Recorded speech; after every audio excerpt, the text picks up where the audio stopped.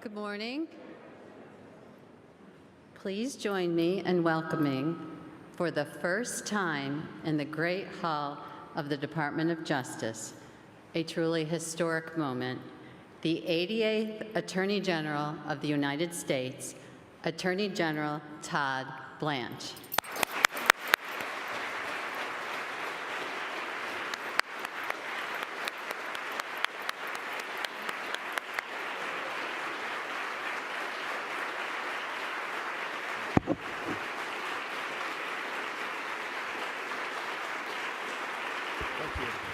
Thank you. Thank you.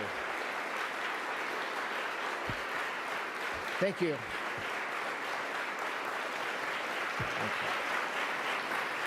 All right, thank you. You clap because I'm your boss.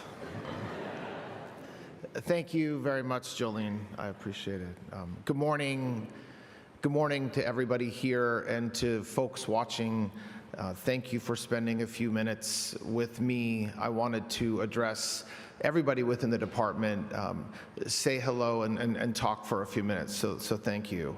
I want to start by thanking President Trump for having the confidence in me first to nominate me to be the Deputy Attorney General and then to nominate me to be your Attorney General. I believe you're to serve this country than to work within the Department of Justice. And so me getting the opportunity to serve again within the department and now to lead the department is something I promise you I will never take for granted. I also want to take a moment and thank Attorney General Bondi for her leadership, for her friendship that we had over the past several years, the foundation that she laid for 14 months within this department is extraordinarily important to me and to those around me and really put us in a position to succeed. So thank you. But mostly, I want to thank every one of you. You make me look good. When I talk to the president, when I talk to Congress, like I spent the past few months doing, when I talk to the American people, when I meet with other leaders, whether it's at the state level or at the national level or visitors, when I talk about all the ways that we're having success, when I talk about the ways we're making America safe, when I talk about the wins, when I talk about the successes, I know that it's not me doing that, and I still take full credit. And so, but I mean that. I mean, the wins, the successes, the work that you all put in every day, there are no better lawyers, there's no better paralegals, there's no better support staff, no better civil servants anywhere in the world than those that work here at the Department of Justice. And I want to talk about for a minute the brave men and women that work at the Department of Justice in a law enforcement capacity.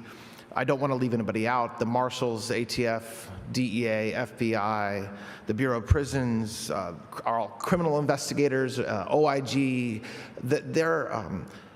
you make cases for us, you make sacrifices for us, you put your lives on the line every day. When you hug your loved ones in the morning, it's a little bit different than when I hug my loved ones because you know that there's a chance that you may not come home.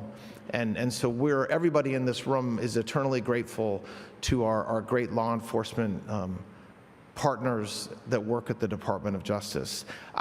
Some of you guys may have heard this already, and I'm sorry to repeat myself, but it's my story, and so I have to say it over and over. I started in the bond building in year of our Lord, 1995. When I was in college, I started as an intern. I started for one semester. My senior year of college, I extended it to 2 semesters. I then convinced them to hire me as a contractor, where I worked for a year in the asset forfeiture money laundering section, and then got a job as a government paralegal, as a paralegal specialist one floor up, I think, one floor up in the bond building in the narcotic and dangerous drug section, where I worked for 2 years. And then I moved to New York with my young family and continued working as a paralegal in the SDNY U.S. Attorney's Office, where I stayed for about 4 years while I went to night law school. And I loved every minute of those jobs, every job. When I was an intern, when I was a contractor, when I was a paralegal here, when I was a paralegal in New York, I loved the passion I saw in the prosecutors and the support staff. I loved the mission. I loved the camaraderie. It was every job I had was just a little bit better and a little bit more fun than the one that I had had before. I then, as hopefully you know, had the privilege of serving as an AUSA in the SDNY for 9 years. And once again, I loved that job just a little bit more than I loved every job I had had before that. And every step, every one of those jobs, everything that I did during my professional career, it made me who I am today. And so when you think about who you are and the body of work and what you've done, how that influences the decisions that you make today and the things that you do, I am the same way. And so I tell you that first as Deputy Attorney General and now as your Attorney General, I promise you that I will lead this department with integrity.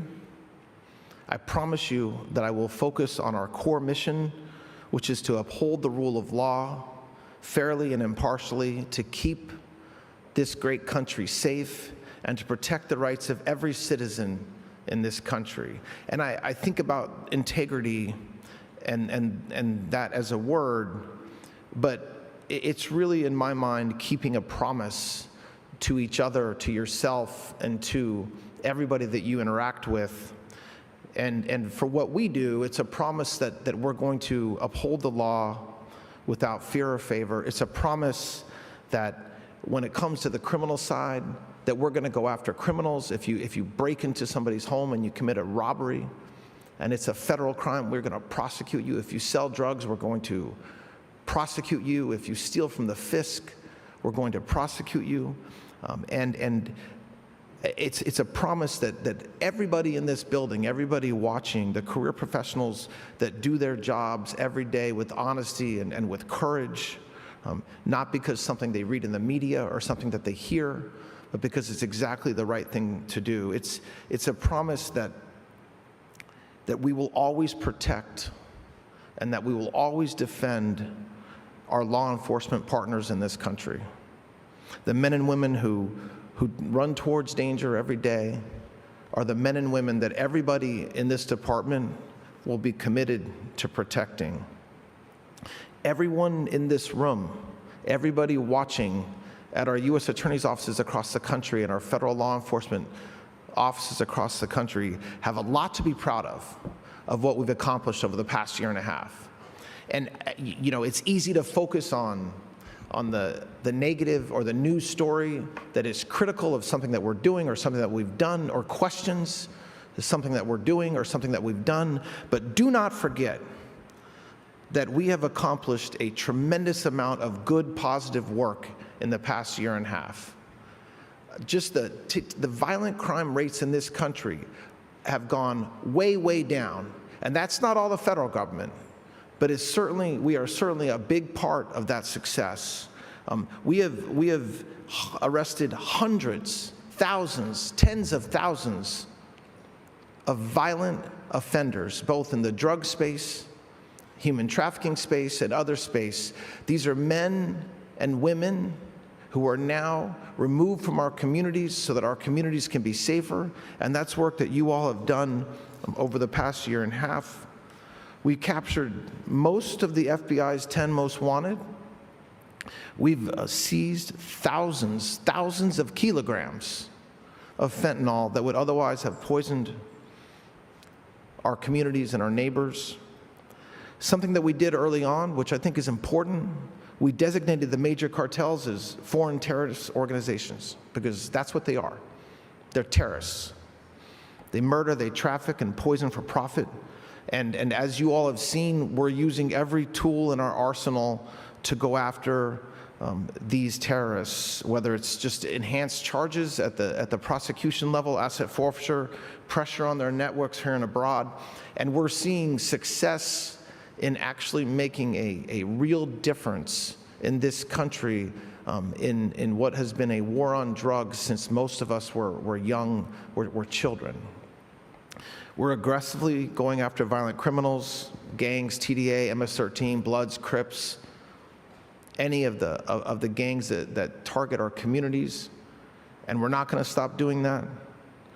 And I want to say it again, but it's something that I say every time that I speak to any law enforcement organization, and I hope that you all share this vision with me, that we will always back the blue and back our federal law enforcement partners without apology. And what that means at the federal level is that anytime somebody assaults a federal law enforcement officer, we will prosecute them to the best of our ability. I think it's important to talk about the work that this department has done protecting and defending the integrity of our borders and the enforcement of our immigration laws. It's not optional to do that. It's foundational to the rule of law, to the safety of our communities. When we talk about, and we've talked a lot about protecting the fisc, we are pouring a lot of energy and a lot of resources into anybody who's committing a fraud against this government. And we're going to continue to do that. We're going to continue to defend the executive branch's policies and regulations, and that, whether that means standing up for an agency being targeted because of a decision or rule they make, or whether it means our great civil division attorneys, civil division AUSAs across the country pursuing affirmative litigation, which we're doing a ton of, defending our rights as citizens in courtrooms across the country. That's extraordinarily important work that is often done behind closed doors and often not on the front page of the papers, but it's the core of the essence of what keeps the executive branch running, and so we're going to continue to do that. Our appellate attorneys here at Maine Justice, our appellate attorneys at U.S. Attorney's offices across the country have had a very busy year, and I think that will continue.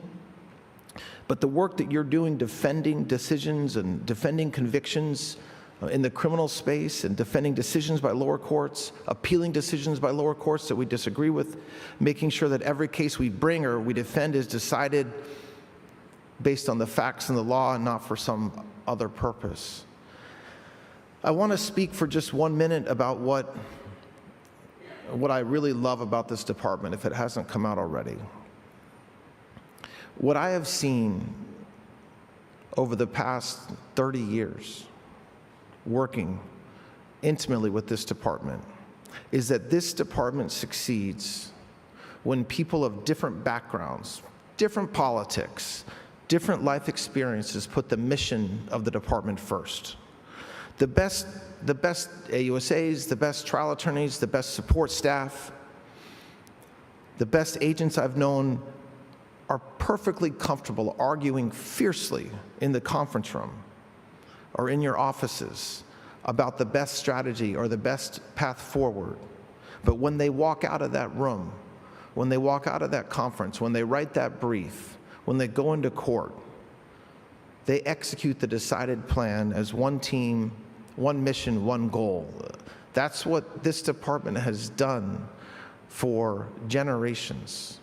And that's what we are going to continue to do every single day. I think disagreement is extraordinarily healthy. I think disagreement is the only way that we make the best decisions as a department.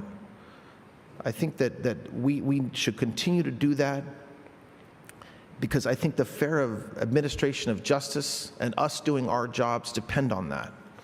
And I want to encourage everybody to do that. We are going to, as we always do, defend the Constitution of the United States vigorously in court. We will always respect the role of the judiciary. We will not engage in or stand for any sort of performative attacks that undermine the institutions that we are sworn to uphold. At the same time, we're not going to be intimidated. We're not going to be intimidated out of enforcing the law or doing our jobs or executing the goals and priorities that we have in this administration. Remember that we came in here a year and a half ago, and one of the things that we really wanted to do is make sure that we were doing all we can to restore law and order, to restore safety in this country. Our job is to deliver on that mandate every single day. And I don't say that to say that we need to start doing that.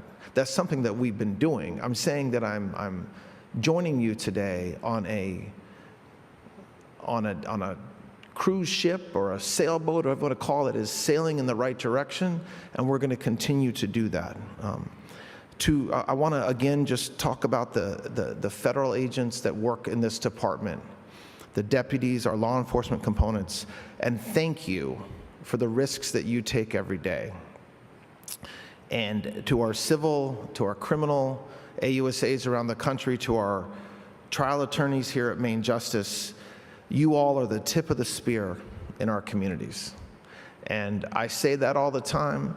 I say that every time I go to a U.S. Attorney's office, or every time I talk here at Maine Justice. Our prosecutors, our trial attorneys are the ones that are doing the actual work. When the cases are made by our agents, when the cases are presented in any sort of a civil context, whether it's defense or civil affirmative litigation, our prosecutors that are in court fighting every day are the tip of the spear.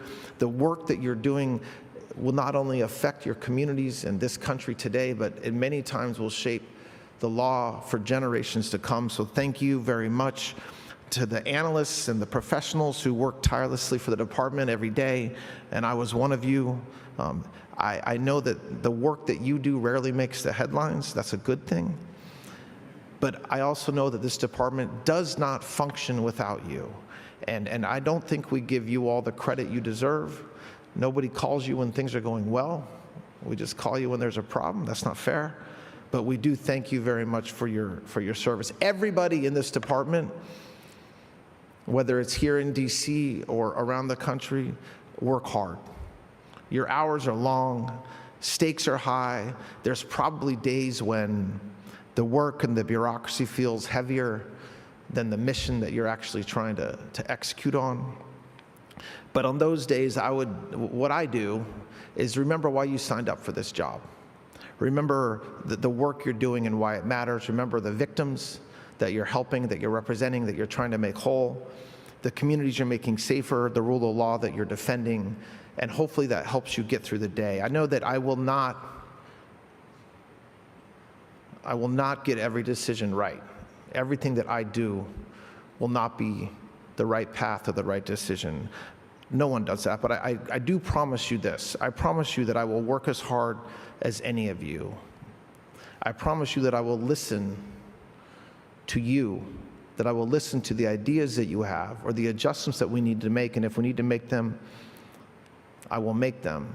I want people who want to do the right thing every day, because that's what I do every day, or at least that's what I try to do every day. If you do that, I promise I will back you every step of the way. I can't tell you how proud I am to stand with you guys. I can't tell you how overcome with emotion I am when I think about how lucky and how blessed I am to be where I am today.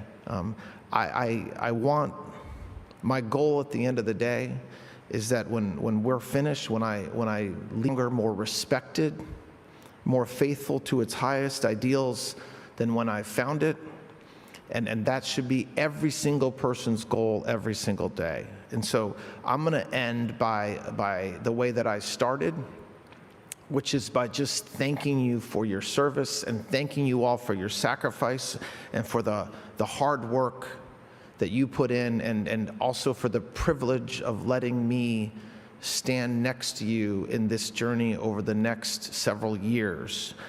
God bless the Department of Justice. God bless the United States of America, and let's get back to work. Thank you guys very much. I appreciate it.